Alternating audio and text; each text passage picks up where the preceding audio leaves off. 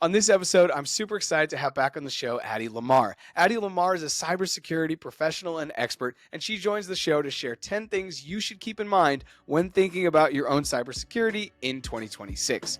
I'm Jarrett Carpenter, and this is Future Signal. Hey, Addie, welcome back to the pod. How are you? I'm doing great. Thank you so much. How are you? I am doing well. We are recording this in and around Christmas. And to be fair, I'm not sure when this is going to come out, but it's going to come out at the end of December or the beginning of January.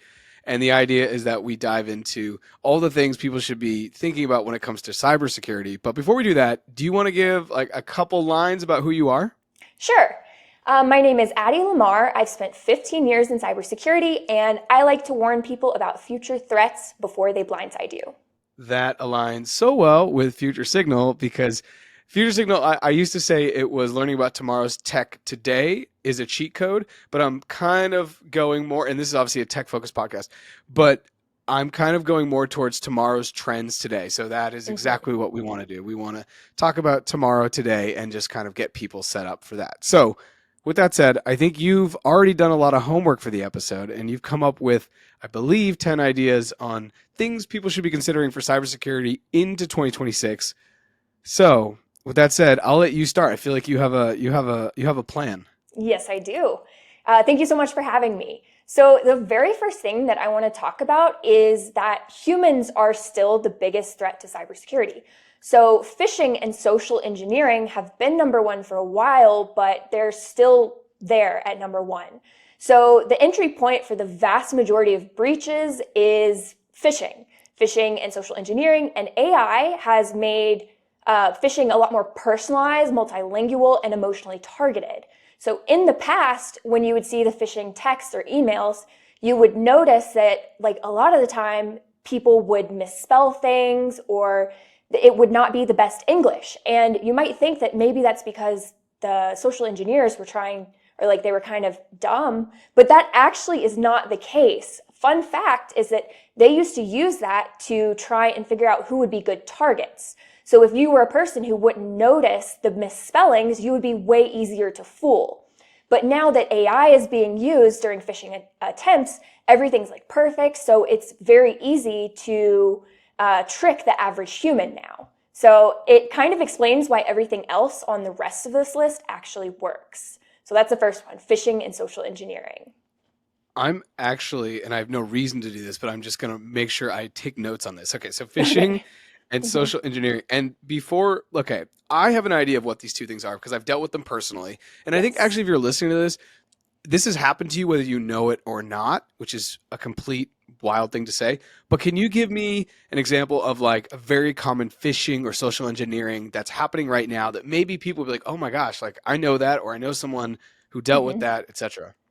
Yes. So for example, in a lot of workplaces, they like to use phishing attempts to try and trick people into putting in their information. So I know one that's kind of popular but shady this year is where you'll receive an email that says like, oh, employee Christmas bonus. And you open up the link, you don't pay attention to who it's from, and it's actually not your boss. It's somebody else who's trying to get information from you. They'll tell you to go log in, or they'll say like, oh, there's a pizza party, input your order details, and like you put your phone number, all that personal information, and they've just, like you're basically the fish, they went fishing for you and they caught your personal information.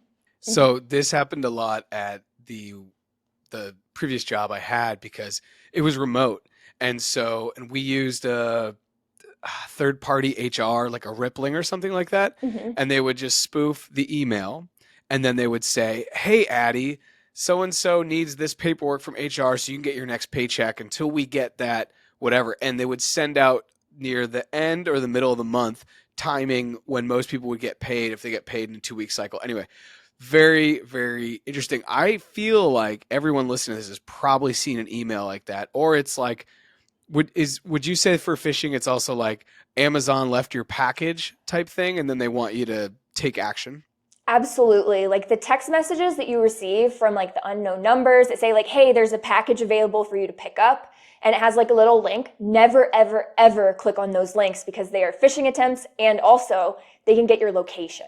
So sometimes actually law enforcement uses that to ping you and see if they can get your location.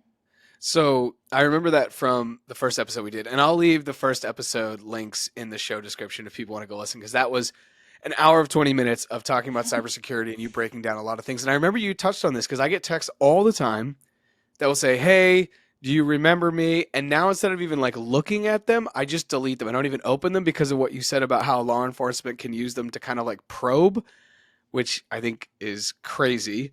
So, okay, phishing and social engineering, that's one. What's up for two?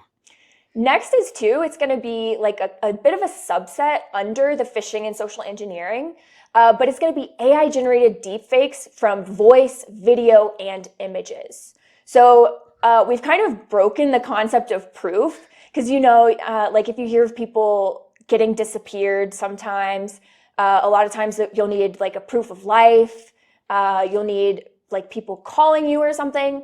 But I guess the hackers and stuff, they're getting a lot more elaborate. So what they'll do is they'll use this thing called call spoofing, which is where they can show up as your loved one's caller ID if their information is like out there. And they'll use like voice cloning from AI, basically scraping your social media. And then they'll use that to make your loved ones think that you've been kidnapped and they're going to try and get a ransom out of them. And maybe you'll just be like they'll try and make it really time-based and get you to act with urgency so you don't really stop and think about it. And sometimes even they'll go so far to create, like using Sora videos of you tied up in the back of their van so that it's even more convincing.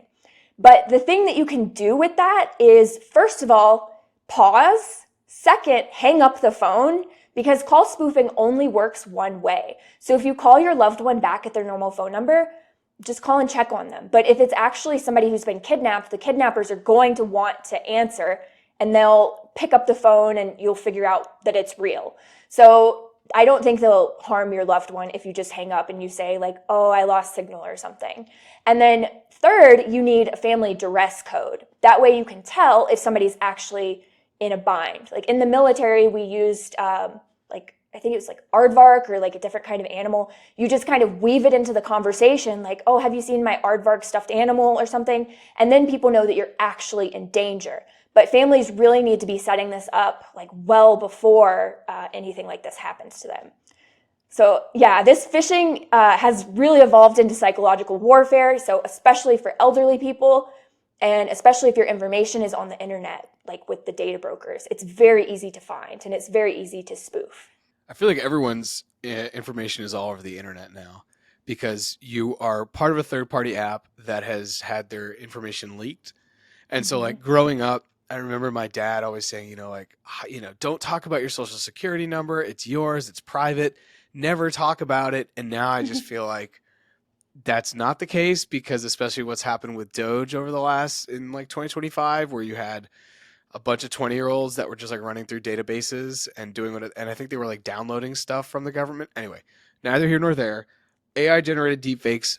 What's your, like, so you work with people all the time and you talk about cybersecurity. And when this comes up, I love that you're like, okay, you can hang up and then call because it doesn't go both ways, right? What is something else should family, it feels like a safe word, right? Like, how can I prepare in 2026 when it comes to AI generated deepfakes? Really just tell your family about the duress word, warn them that the images have become so indistinguishable. Like a lot of the times people think that they can tell what is an AI deepfake versus what isn't. But now that Gemini 2.5 Nano Banana has come out, it's impossible. Like even the people who use AI all the time and think that they can tell that something's AI, they absolutely can't. I saw a study that was like, I think like 27% of people who constantly use AI can actually distinguish if something is AI or not now. So one of the things that you could definitely do, especially during the holidays if you're gathering with family, is use Nano Banana and show them how easy it is and how good the images are. And see if they could distinguish it. Like just play a game to be like, is this AI or not? And just introduce them to how like good it has gotten. Because a lot of people, they still have this belief that they can totally tell if something's AI by looking at the hands or looking at certain patterns, but it's indistinguishable now. Yeah, I went down a rabbit hole the other night on YouTube and I was watching these videos of this guy who I don't know. He was in some tundra landscape. So he was like in Alaska or like deep up in Canada and he was like rescuing wolves. And I was like, oh my gosh, this is crazy. And he was like in a tent. And then the wolf came up and it was like a baby was abandoned and he raised it. But like I watched it multiple times. And I was like, that's not the same animal. There were just different things that were different in the way that he built this like probably a minute and a half long video. And then I looked at his entire YouTube and he had like 600,000 subs, which is a lot, and it was all AI slop. But it was so good that unless you like watched and you were like looking at things and like going through it beyond just the hands, or as you said, sometimes it's indistinguishable now with the new upgrades. Um, Scary stuff, interesting times. That was number two, and I'm already pretty worried. We have eight left. What's up for number three? Number three is going to be AI chatbots and especially companions. So Okay. a Okay. lot of the problem with these is that AI has been programmed to increase engagement. So that is exactly why they mirror you and they never push back and they're always like, oh yeah, tell me more. It's because they're trying to extract as much information from you by keeping you there as long as possible. And it's kind of the same in that way for the AI chatbots and the companions. The companions usually more so because you're paying by the amount of messages you're sending, I believe. But this is really, really dangerous because these are essentially blackmail banks. Um, so intimate data gets sold, trained on, and reviewed by humans. And a lot of people have been using these AI chatbots for therapy, and that is essentially like giving a person who does not know you and wants to extract as much money, time, information, sell your data as possible, and just handing it to them on a silver platter. So a lot of people think that because there's not an actual person physically there to judge them, that there's no human interaction. But one of the most jarring things that I learned this year, like through my own research, was just how involved humans are with that process, especially when people start talking about sensitive information. So if you start talking about like trauma, you start talking about like a lot of people would talk about like kinks and sexual things. Humans have to step in and review that because there have been so many events of the chatbot saying something really horrific and causing grave danger to a person. Like a lot of people have passed away because like one example was a man who was really concerned with climate change, and the chatbot was like, hey, you know what would make climate change less bad? If you weren't here on the planet to like contribute to it. And it actually, that's actually what it said. And the person passed away. So because of that, now whenever you say anything that's like kind of sensitive, human reviewers have to step in and manually analyze that the chatbot is responding in a proper way. So if you say something illegal, like a lot of the chatbot, I guess they've been breached actually, tied to people's information, people have to step in and annotate that. And people have to step in and make sure that the chatbot itself isn't encouraging anything illegal. But there's also some really concerning aspects of just the normal chatbots like OpenAI. One of those being the former, I think he was the NSA director, Paul Nakasone. He is now on the OpenAI board of directors. So a lot of people believe that this information is going into the void and it can't really tie back to them, but it absolutely can. And I think it was like all of the chatbots that were analyzed, they were packaging people's information, selling it to data brokers, and pretty much everything that you told it, especially intimate data, was being used against those people for advertising purposes, and it was inextricably tied to their identity and impossible to remove. So just understand that if you are using AI companions, whatever you tell it is not staying private. There is absolutely no semblance of privacy whenever you use these things, and you should just assume that they are blackmail banks used to just get as much information out of you as possible. 60 Minutes had a piece on character AI, which Oh. I wasn't aware of that particular product, but character AI. Do you know character AI? Yeah, that was one of the ones in the research. It Yeah, was bad. they bad and character AI. it's exactly what it sounds like. You would like pick a character, so it'd be like some raccoon or something, and a 12-year-old would talk to the raccoon and now have a friend through AI. Okay. And there were multiple cases in that 60 Minutes highlighted, and parents came on where the raccoon would eventually, and I'm using this as an example, but the raccoon eventually would convince, similar to the gentleman with the climate crisis and climate change, would convince the person to unalive themselves, right? And that is just like, we are full on Black Mirror at this point. We're only at number 3. This is only getting more exciting, and I should call out that 2 out of the 3 are right now pretty AI focused. So let's see if that trend continues. So Oh, what's yes. number 4? Okay, so number 4 is that most people believe that their DMs are private, like their text messages, emails, and the platforms that they use, but they actually aren't. So text messages and email are fundamentally insecure, and end-to-end encryption by default is the baseline and definitely not something that should be a bonus. So a lot of people believe that whenever they go into Telegram, their messages are end-to-end encrypted. And people ask me about this platform all the time, but that only actually extends to the secret chats. So a lot of the times people will have this false sense of security because they hear how strongly the Telegram founder dug his heels in whenever he was, I guess he came after by the government.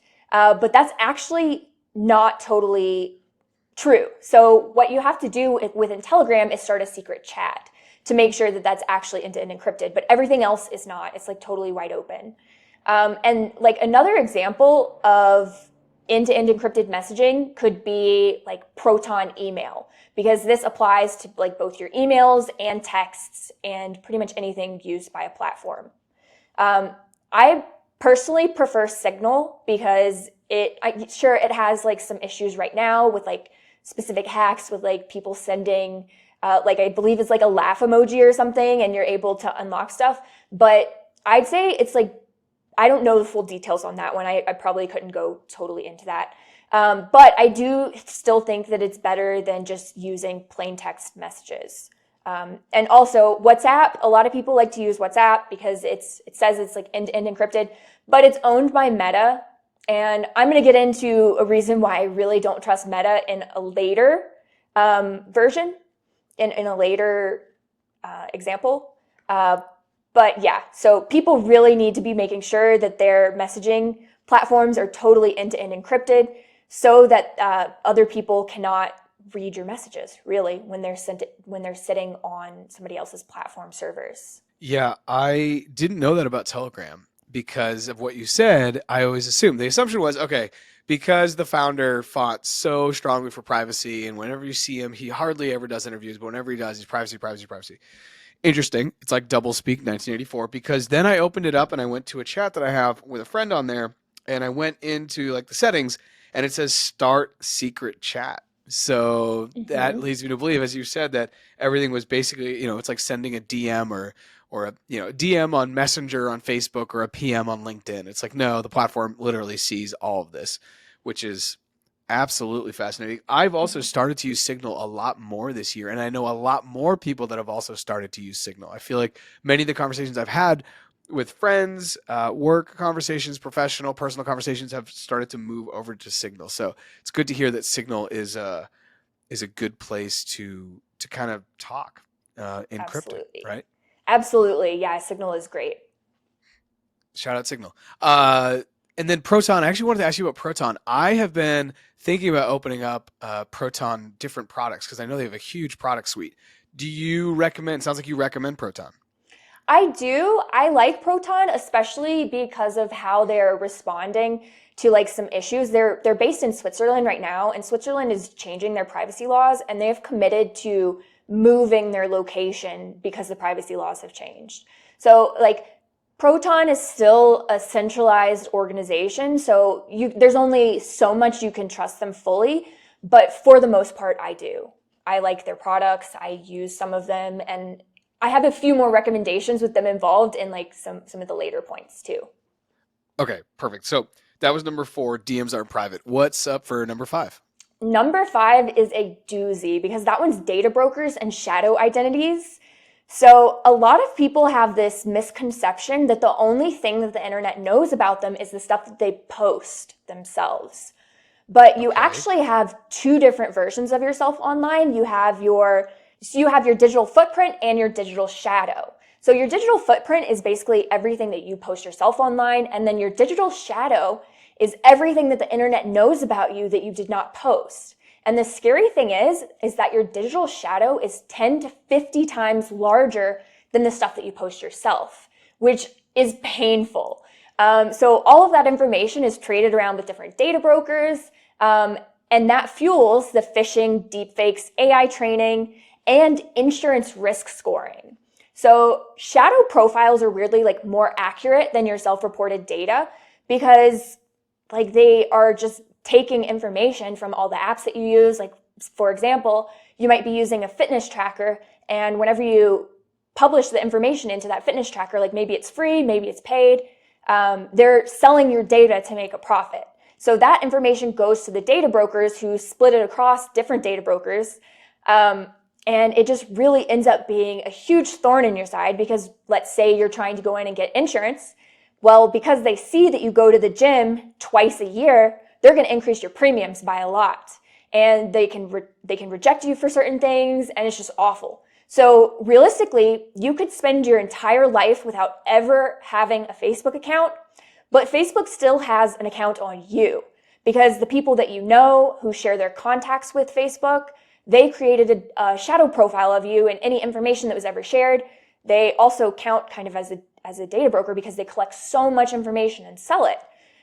So even if like you have never shared it with them, they know you. And it's just really, really scary to me because I have, like, for example, I have an uncle who refuses to touch any social media and he thinks that it protects him, but it doesn't. So even if you go in and delete all of your accounts, it won't really do anything because if the information's already out there, you know people who have your contact details, then you're just kind of screwed at this point.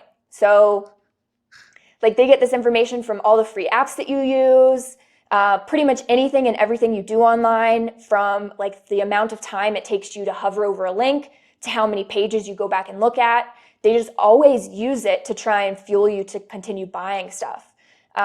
So I really think that the most important thing that you can do to prevent like the phishing attempts, the deepfake attempts, is to go in and use a service like Delete Me, which is what I personally use, to make sure that your information is deleted from those data brokers.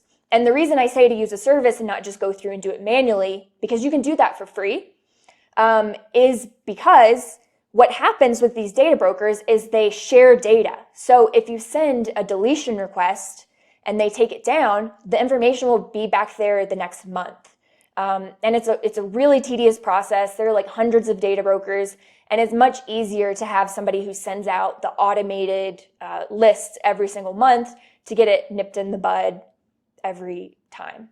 So I have a question on this. Mm-hmm. Many people that I know for a long time, they opened up their Instagram when it came out, but in the last 6, 7, 8 years, they've gone private because they have children. And their theory is that they don't want their kids' faces basically not shared with their friends and family.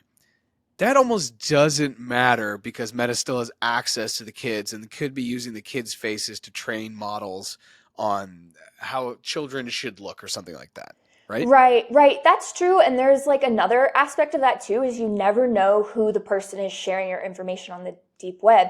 And a lot of the times it's actually people who you know who are close to your family and have that access who are the ones doing it. So I'd say that gives a lot of parents like a little bit of a false sense of security. Like even if they have their photos like being private, I think it's better to not post, especially their faces at all. And like my sister, she's a family photographer, and she has actually just made that decision to not post any children's faces on the internet because like for those same privacy reasons. And I think that's a really good choice. And like a lot of parents don't really understand why, but recently there was like this really, really interesting campaign from, I believe it was like Ireland. Have you seen it? Like the commercial where they have this little girl walking around a mall and all the people come up to her and like tell her her personal details and stuff, and it's really creepy. I, But I yeah, that's saw why. it. Yeah, I saw it recently, and that's a super creepy ad for data privacy. If I remember it, it's like, just like you said, so a little girl's walking around the mall, maybe with her dad or something, but people keep coming up to her and saying, for example, like, "Oh, hey, Addie, good to see you. I saw you won your soccer game." Or, "Hey, Addie, I heard you got student of the month." Or, "Hey, Addie, and the father's like, "How do all these strangers know my 5-year-old daughter?" Hmm. And I thought it was pretty impactful because it's like, in the world we live in, that's disgusting. But when you like, knowing that happens digitally all the time, that if it were IRL, like in the commercial, you would be disgusted, is very like impactful. So Yeah, it's definitely a yeah. wake up call. Okay, we've only done 5, and I've got a couple questions at the end. I'm archiving in my head. Okay. Let's hop into 6. Okay, number 6 is going to be one that is actually probably going to surprise some people, and that's going to be password managers. And specifically one password manager that I still see people using all the time. And it's one of the most popular password managers that are out there, and AI is still recommending it, but not all password managers are equal. Yes, they are great. I love password managers. I use them.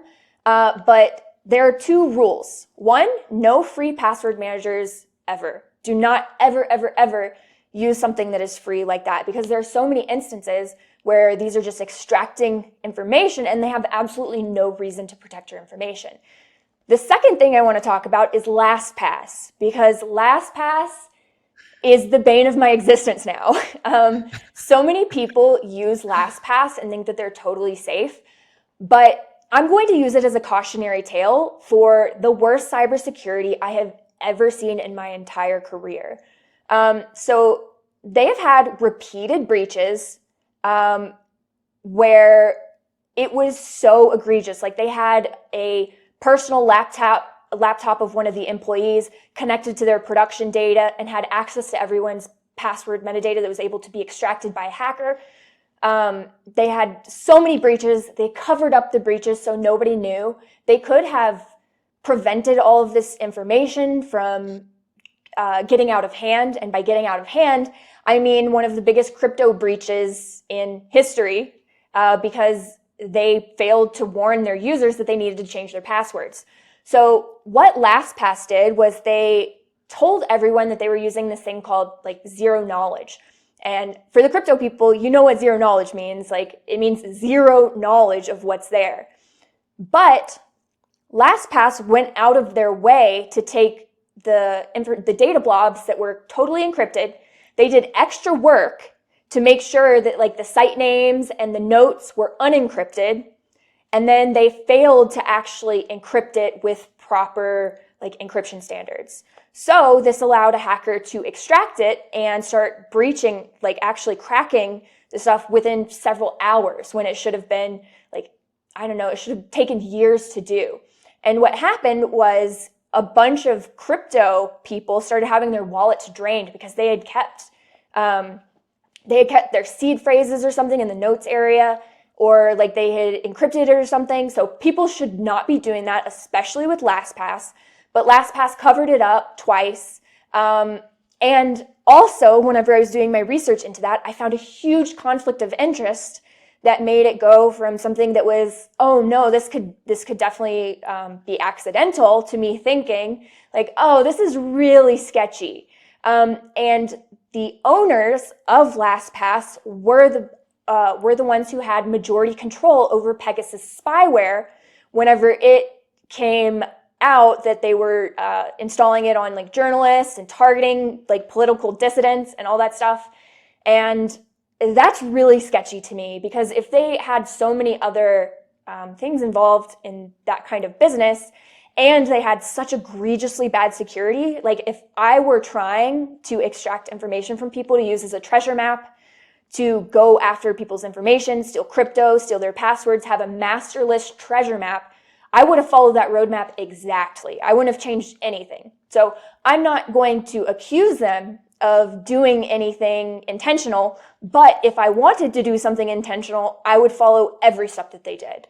So I would say definitely move away from LastPass. Like, 1Password is a lot better. Bitwarden is a lot better. Try and stay away from things that use the cloud for your passwords, because that is a really easy spot to extract your data from. As someone who enjoys your Instagram, I think you have great content there. You probably bring up LastPass once every, I don't know, a lot. And it's shocking to me that people are still using it because I feel like even if you're not a cybersecurity professional as you are, most people who are on the internet should know this, but it's kind of crazy they don't. So their marketing team honestly deserves like bonuses because it's crazy that they're still kind of, you know, in the game. Bitwarden, you do so. Bitwarden and what was it? One password. One password. Okay, Those are much better. Those are better options. Yes, okay. Much better. Password managers. Sheesh. All right. Number 7. What do we got? Number 7 is kind of in like the same lane as number 6, but we're going to go into VPNs. So VPNs, like password managers, you should never, ever, ever, ever use a free one. There have been so many of these come out that are just there to kind of like extract your information. So a lot of people believe that VPNs are absolutely necessary because of like YouTube ads that tell you like, oh, you're going to have all your information stolen if you don't use this VPN. But what's actually true is that there was a study done on YouTube advertisements, and over 80% of VPN ads contain incorrect and misleading data. And so we're going to go into kind of like the story of why VPNs are a little sketchy thanks to Meta now. So Onavo was this VPN that came out of Unit 8200 from the country we cannot name. And it essentially was a VPN that Facebook used to kind of stalk what everyone was doing. So basically, Facebook became like they did a man-in-the-middle attack on everyone's information so that they could see like what other platforms they were using. And that's how they actually ended up buying WhatsApp based on that information that they collected, spying on people using that VPN. So Onavo was kind of the blueprint for this really weird kind of VPN surveillance. Well, the rest of the VPN industry saw that and they're like, oh yeah, that's a great model. And so they all adopted that kind of same thing. So a lot of people believe because of the marketing that's so heavy, which is done because the influencers who kind of shill it, they get lifetime commissions, really huge paychecks for getting people to sign up, all that stuff. There's so much money that goes into this. And you kind of have to wonder why such a large portion of the money that they make is going into this advertising. And it's just because they want other people to start using it so they can collect as much information as possible.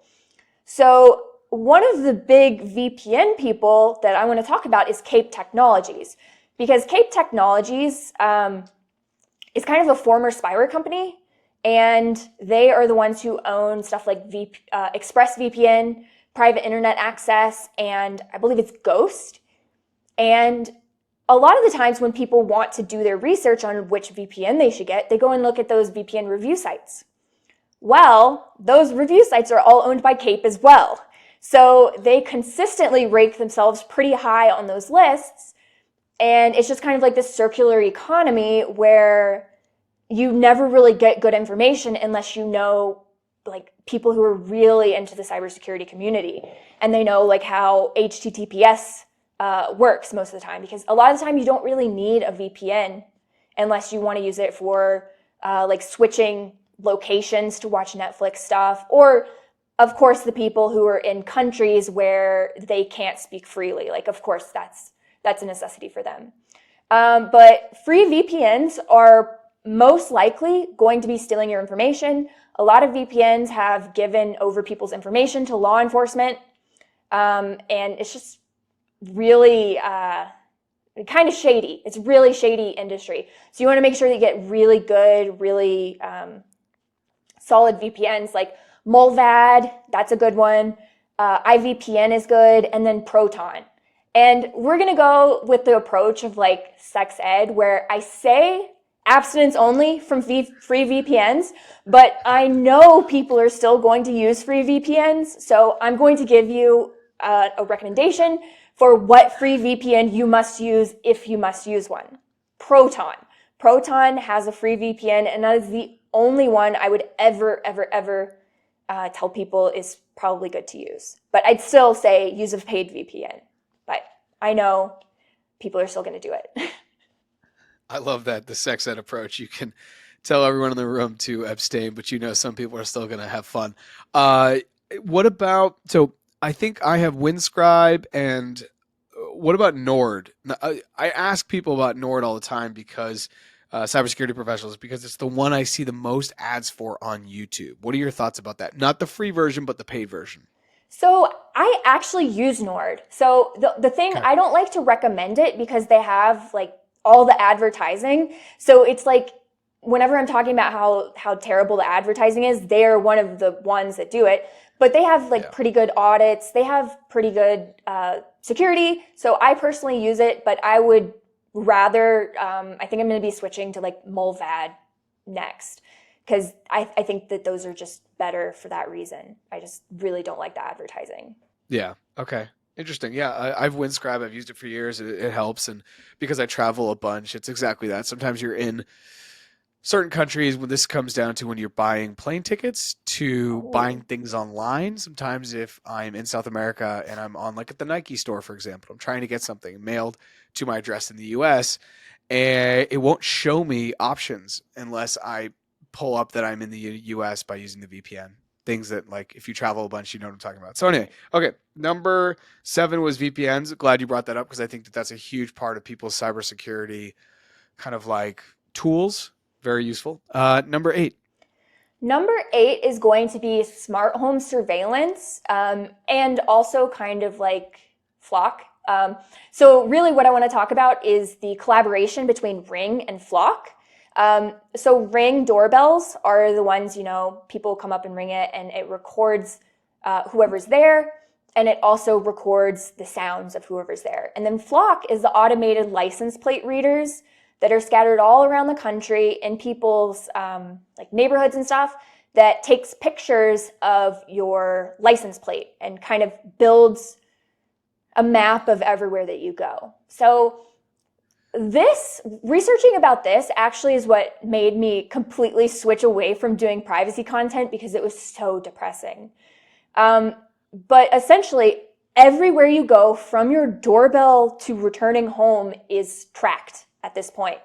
So it just normalizes mass surveillance that people are willing to bring into their neighborhoods to increase property values, essentially. So what used to happen was these like Flock and stuff would have to go to the police office. They'd have to take it to the like city council and they'd have to approve it. But what Flock is doing now is they're targeting HOAs. So like the homeowners associations and telling them like, oh, this will keep you safe.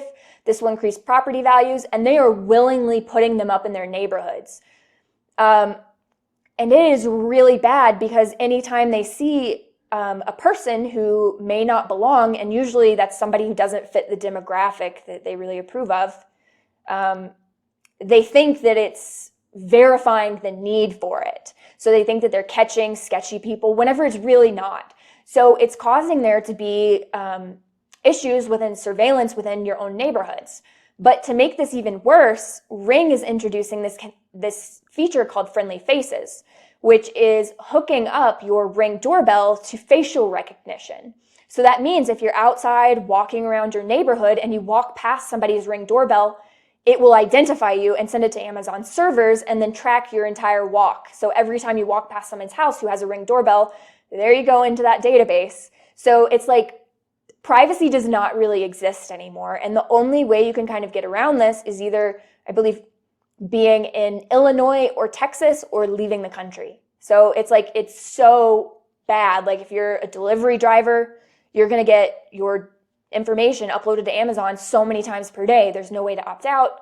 And because the microphone radius is about 20 feet, any kind of like discussion you're having, even if you live next door to somebody with a Ring doorbell, is going to be picked up and sent to Amazon servers as well and just recorded even without your consent. So it is so depressing. Yeah, that's super depressing. So actually, I'm very against IoT, just like the Internet of Things, like within households. I think it's crazy, and I do not like it. And trying to get my brother-in-law to unplug his Alexa since I've met him. He won't because he uses it and he finds utility from it. He can just say, Alexa, change song. Or he's a cook, so he'll be like cooking and he doesn't want to get his hands dirty. So he's, who won the game? And then it will tell him. I have a question. So, and we don't have a ring. I don't know many friends that have rings for this exact concern of like, it's way too much. Like you can see too much. Like, do you really need to be sitting at your office job and know when your package got there? Like that's calm down. So question, Ring is owned by Amazon. That's something that must be like common knowledge. I just don't know. Is that right? Yeah. Okay. Yes, that's correct. So that's crazy. That's crazy. Yes. So I don't hear, and this was one of my things, but I wanted to ask you, but I'll ask now. I don't use facial recognition on my phone because I don't want Apple to have my face. But what you're saying is, Jarrett, don't be naive. Your face is already out there. First of all, I know the government has my face every time I go into the United States and out of the United States. But I didn't want Apple to have my face. But really, it doesn't matter because you're telling me that Amazon has my face because I've gone into enough homes that probably have a ring, even if I didn't recognize it, that I'm in the database. It's possible. I think this is a future feature that's about to come out. So if you've stayed away from them for now, you should be okay. But I'm not sure if it totally has come out. But talking about Amazon and Alexas, they are kind of like the data broker's dream because Amazon data, whatever you say to your Alexa, is worth 30 times more than the information from when you click on your computer. So that's something very interesting. But if you want to look at it from a hacker's perspective and start data poisoning your information and cause companies to pay a lot for stuff that won't actually target you, you can start telling it stuff that you're totally not interested in. So that's a good way to kind of fight back if you want to. Oh, man. Oh, God. Okay. You told me on this thing we shouldn't talk to chatbots, and then you're also saying you can talk to chatbots, but not chat, but you can talk to the machines and kind of mess up the revenue on the back end. Very interesting. Exactly. Number 9, what do you got? So number 9 is going to be kind of like a later threat, but something that people really need to start paying attention to now, especially in the crypto space. I think Vitalik was talking about it recently, but the quantum threat. So that could be like harvest now, decrypt later. So pretty much all of your data kind of has a shelf life. And what's harvest now? Sorry, I'm cutting you off. I'm sorry. It's harvest now. Get the information now before, and then when we have quantum, you'll feed it in and then win the lottery. Exactly. So what's happening now is that they're like countries like let's just say North Korea. You know how they love to do like crypto hacks and stuff. They're just accessing people's public keys now. And once a quantum computer comes, they'll just be able to access your private keys, steal all of your data. So right now, anything that is kind of just normally in like a wallet or something, once quantum computers come, you'll probably know that the quantum computer is there because people's wallets are just going to be getting drained. So I don't really have any, solutions to this one right now, but I think it's just something that should be on people's radars. I don't know any specific brands that are doing quantum proof wallets, but anything that you have now. Yeah, and that whole thing, and this gets into the Bitcoin quagmire, which we're not going to get into on the episode because it's ours, but there's all these different like wallet types and address types, and one of the Crypto Beast, or that's his on Twitter, his name's Hunter Beast. He is working with Enduro is the company, and it's a company that's being sponsored. Their main investor is Marathon and Fred Thiel, Marathon being the Bitcoin miner. And they have BIP360 out right now, and BIP360 is a quantum it would be a quantum proofing of the Bitcoin ledger. So you would eventually have to take all your Bitcoin and go into that. But there's a lot of issues there. Some blockchains are already quantum proof, but Bitcoin, many people have Bitcoin in wallets right now that is not quantum proof. And one of the biggest problems is that a lot of the Satoshi wallets are not quantum proof. And if one sat ever moves from one of those wallets, the entire thing gets funky real quick. So it is totally a threat for crypto. It's totally in the sense that it's a threat to Bitcoin. Anything's a threat to Bitcoin, it's a threat to crypto. Outside of crypto, because some people, I'd say most people listening to this have crypto or know about crypto, but outside of crypto, where else will quantum jump or not jump? Where else will quantum be a problem? Because for Bitcoiners, we say, okay, yeah, if you ever drain my wallet, before you get there, you've toppled Chase, you've toppled Bank of America, because those things have way less encryption. Is that right, wrong? Where are you thinking? It depends, like what will be first. I'm assuming that it's going to be crypto first because those are whole Yeah. systems, but it will absolutely tackle banking. It's going to be pretty much everywhere that asymmetric encryption is used, which is pretty much Right. everything. So that's Exactly. like if you go to the doctor, all that personal information that is supposed to be secured will not be. So medical research, it will be government institutions. Like right now, there's a huge race between countries. So like China has they have invested over 10 billion, I believe, into developing quantum computers, whereas the US has invested about $1 billion. So there's like an invisible race, kind of like the space race right now, to quantum computing. So China has not really been sharing their developments with the rest of the world. So I would kind of say, like, people believe that there's going to be like at least 10 years or so, like 2035, before a sufficiently feasible quantum computer actually exists.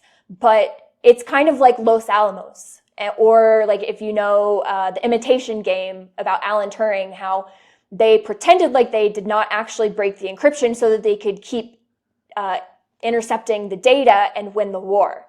So a lot of people, they're like, oh, this just sounds like kind of BS, whatever. It's so many years away. But we don't actually know that. There are so many experts and stuff and professionals in quantum computing who believe that, I think it's like 70% believe it will be here within the next 10 years.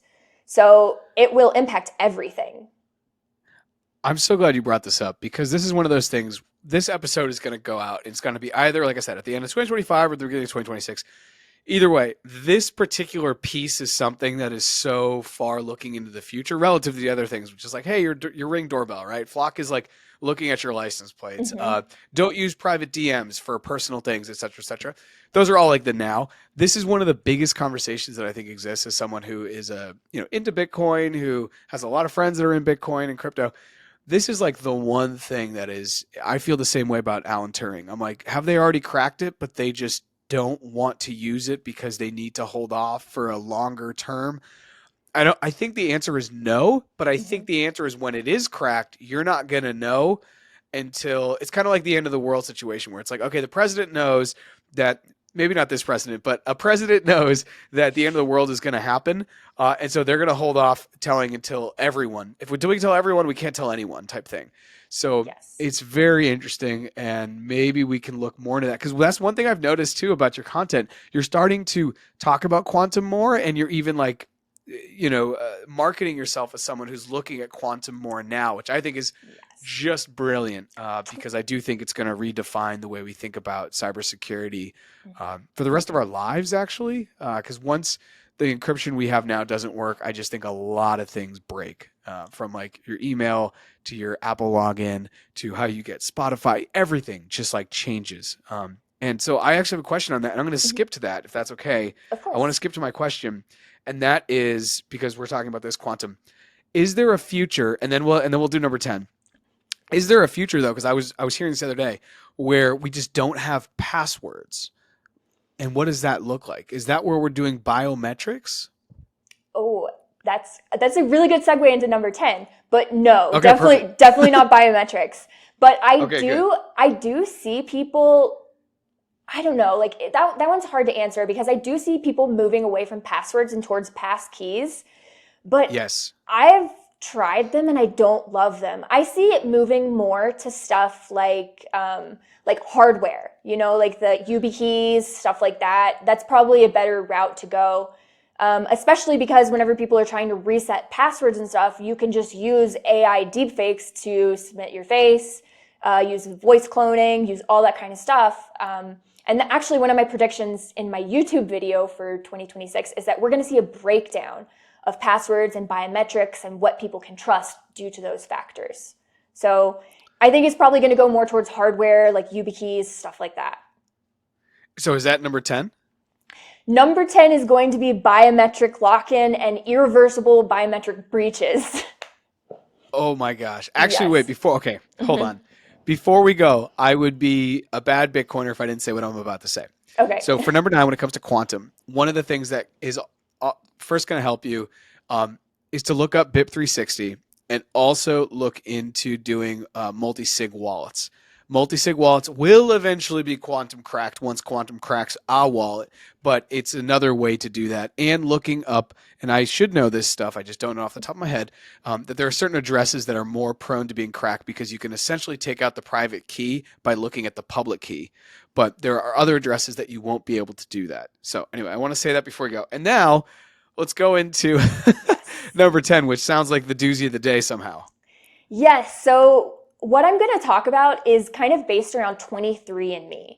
So if you were unfamiliar with what happened with 23andMe, they went bankrupt and they've been trying to sell the information to, I guess, pay back the debtors or the creditors, whatever it's called. But the problem with people providing their biometrics, be it through like airport security or 23andMe, is that you can never change your biometrics. So we could go into something like, I don't know if you remember WorldCoin, or now known as Yeah. World, which is like the dystopian iris scanner to prove you're human to the AIs. Do not ever do that. Yeah, I was going to say, are you pro WorldCoin or no? Never, never, never. And like I could rant about it for so long because it's like they say it's going to be what universal basic income, but the universal basic income is a one-time payment of $20 in a terrible coin with no liquidity for your biometrics that you can never change. Like that doesn't really sound like what that actually is. So I have had long conversations, and there's two people that may or may not listen to this with these two people. And they're both people who I have nothing but respect for. And they're more intelligent than I am in so many ways. And so I love learning from them. But they are WorldCoiners. And I'm like, guys, what are we doing? Like, never mind how WorldCoin started by getting the data. They realized they couldn't do it stateside because they would be sued through the nines because we also live in such a litigious society in the United States. So they went to other places around the globe where they yeah. basically just didn't care about laws and they were taking advantage of people's biometrics, which is their lives, their digital lives, in my opinion. Anyways, Super WorldCoin low is income too. crazy. Yes. Yeah, Yeah. WorldCoin's crazy.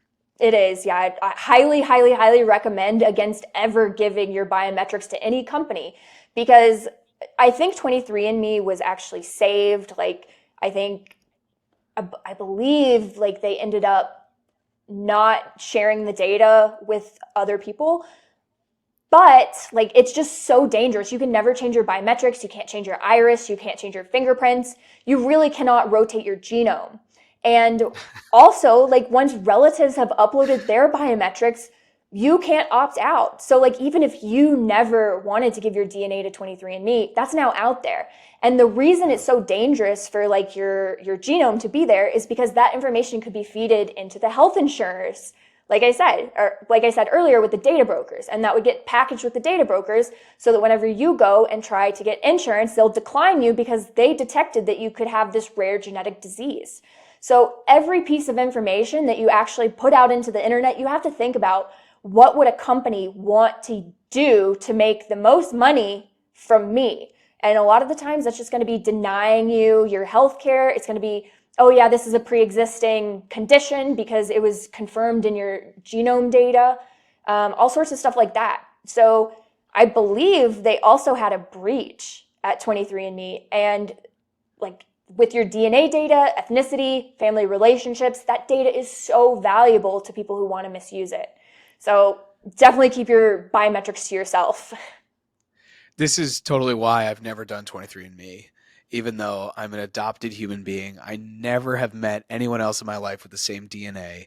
And I am so curious as to know what is in my DNA background. I haven't done it because I do not want to give that data to a third party central server that they don't care at the end of the day if somebody hacks it. Like they lose nothing. I've already given them my money and probably signed in terms and conditions, something I didn't understand because I didn't have a lawyer next to me.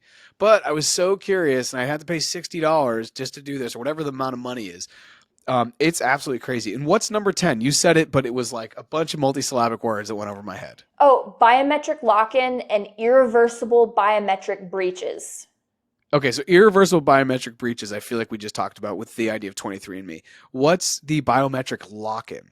So biometric lock-in is like once you give your biometrics, you can never get them back. Okay. So Okay. yeah, Okay. yeah, it's more of like the whole you're locked in forever. Like you cannot erase them or you can't change them because your face is your face. Your DNA is your DNA.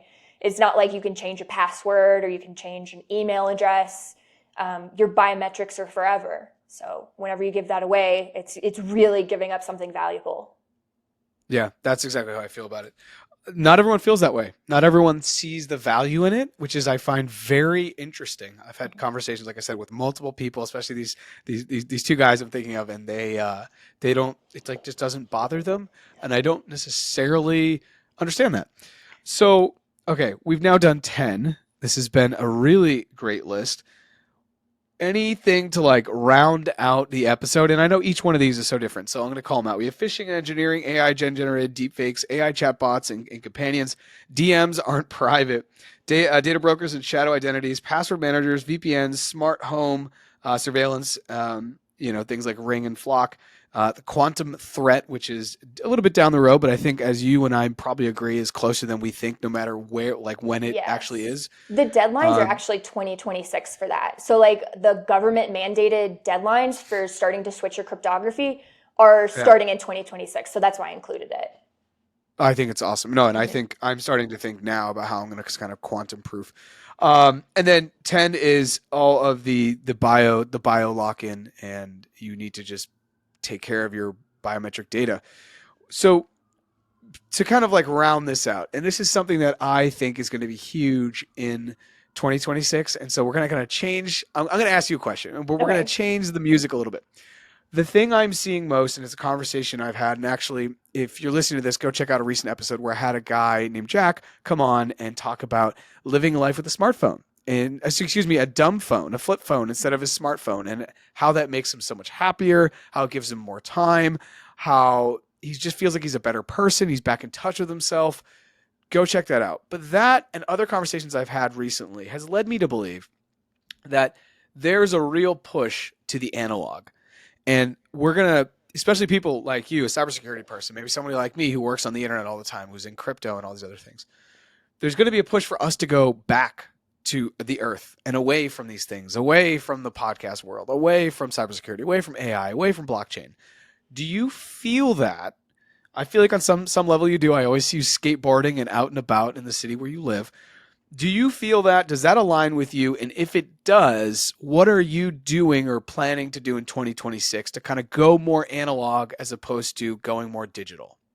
Oh, that's a great question. And yes, there's actually this really funny saying that the more you learn about cybersecurity and computers, the more you want to go and live in a hut in the mountains with absolutely no technology. So a lot of what I'm doing is I'm trying to delete as many apps as I can. Like I still use my phone for the most part, but I live a lot of my life on do not disturb. And I quit actually TikTok this year. I quit scrolling. And actually, it has done wonders for my mental health. I quit reviewing news. Like I'm still informed, but I used to be a person who I would know every single thing that was happening. And it's like, since I'm not in the United States right now, it started to become really taxing to me to just know that all of this stuff is happening in my country and there's nothing that I can do. So one of the things that I've tried to do this year, and I'm definitely going to be taking it into next year, is restricting myself from that kind of content and trying to make sure that my nervous system is regulated all the time, and really focusing on relationships outside of phones and stuff. But like as a content creator, I kind of always need to be at least somewhat connected, But I really love how people are moving to dumb phones. I love turning off notifications. Like I've done what I call ADHD proofing my phone, because whenever I open my home screen, if I see all the red things with like all the unread messages, it just gives me cortisol and I hate that. So I've turned off all of those push button, or I think they're called like push notifications. I've turned off all the badges with like the red, unread messages things. And it's just, I've removed so many things from my home screen, except for like my daily calm, my Duolingo, all the things that I need that actively improve my life. So any sort of time wasters, I've moved into folders like they're really hard to get to on the 12th page. So I have to really like scroll and I can't search for it. So I've made it manually difficult to kind of use those things so that it really just makes me more intentional about what I do. Because like a lot of times you just are on, I don't know, like autopilot, and you're just like, oh yeah, I'm bored, just open this or go scroll for a little bit. And I realized that I was just being fed like propaganda, and like being away from that for like, I think I started this in September. So being away from it, I've noticed a huge change in my energy, myself, my beliefs, and everything. So just becoming a lot more intentional about what you consume, for sure. Yeah, thank you for sharing that. Mhm. And I think this is going to be a question I'm going to start to ask everyone who comes on, because most people who come on are building something that isn't analog, even if and we've also normally met through the internet as you and I have. So my and I had some questions, and one of the questions is what, because you're very in tune with like the networks that maybe are extracting the most things or things you're just not going to compromise. So TikTok is something I go back and forth on. I think it's very valuable from a content creator standpoint because people are like, oh, I found you on TikTok, and I think the algorithm is really searchable in that way. But as far as I know, ByteDance still has servers in Beijing, and any server in Beijing that government can have access to is the story in my head. So I think you've just pushed, and after we are done recording, I'm going to Mhm. go delete that from my phone. I think that that's Mhm. a wise thing to do. And um, with Instagram, how do you engage with Instagram? Because I've noticed your following is just continues to grow, which is awesome. And how do you balance your mental health with, also making sure that you're showing up for your community there? Because people definitely look to you for cybersecurity kind of advice. So, what I try to do is create more than I consume. So, if I notice I'm scrolling for a few hours, I have to dedicate the same or more amount of hours to actually creating something. And honestly, I'm kind of a bad Instagrammer because I started doing YouTube earlier this year, and it just has been put on the back burner. I've gone months without posting anything. And during that time, I would just spend all my free time kind of scrolling on TikTok because it was like how I disassociated from just being overwhelmed. But now I kind of actually have to force myself because I don't love the Instagram algorithm like I did the TikTok one. The TikTok one was very addictive for me. But Instagram is kind of more like, oh, I need to go and engage with the creators that I like. But I have this process where I only use Instagram as my highest self. So I will only follow accounts that will benefit my highest self, that would give the information that my highest self would want to know, and aligns me with that best version who is constantly creating, who needs information for how to improve what I'm trying to do. And I feel like that really helps balance it out. So I don't really have as big of a problem with Instagram because I've intentionally curated my algorithm that way. Because like if you know kind of like the things that feed your algorithm, like oh, if anything upsetting comes across my feed, I just scroll away really fast. I don't watch it. I don't hate comment. I don't do any of those things because that just trains your algorithm to show you more. So knowing those kind of functions, it allows me to really consciously curate the person I want to be and engage with social media in that way. I absolutely love that. And um, I'll ask you about YouTube later because we could talk Mm-hmm. about that for a while because I just think YouTube is one of the coolest places to build for a creator. But I want to thank you for coming on. I think that this has been really helpful, and you've laid down a great framework for people to follow in 2026 as they think about their cybersecurity, which is something I think everyone should think about. If you're listening to this, you should think about it because you're somehow tapped into the internet, so you need to understand that. If you're watching this on YouTube, please subscribe. Listen to us on a podcast platform. Please subscribe and make sure you're following us across the social network world at Future Signal XYZ. Addie, I'll add all your information, contact info, and where people can find you in the episode show description. So, thank you so much for hopping on the pod. Yeah, thank you so much for having me. It was a great talk.